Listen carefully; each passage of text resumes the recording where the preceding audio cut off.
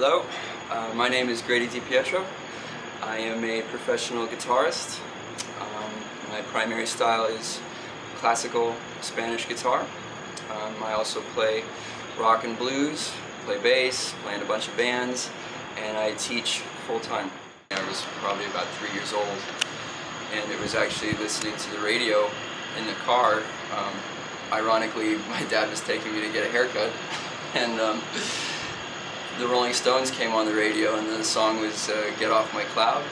And something about Mick Jagger's voice, just, you know, even as a child of only 3 years old, his voice sounded like the guys that had crazy hair and spikes on their jacket. So I was pretty blown away by that. And then, over raiding my father's record collection, I discovered Jimi Hendrix, and I was probably about 7 at that point, and I heard Are You Experienced in Purple Haze for the first time, and it was like, what is that? That's guitar? Alright, sign me up.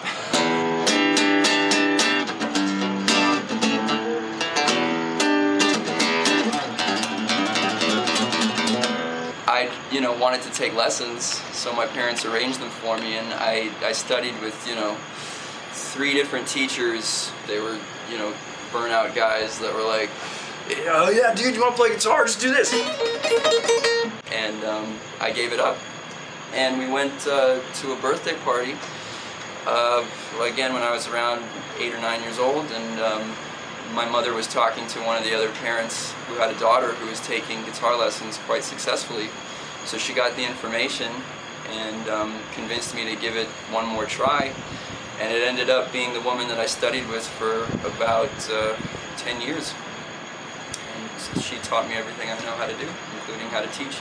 She developed a method, and it's called the Michelson method. And what she did is she basically combined, 2 methods, one a piano method from Zoltan Kodály and a violin method from Shinichi Suzuki. My teacher was kind of, pioneering new territory when she came up with this method, and I was extremely, fortunate to kind of inherit this from her.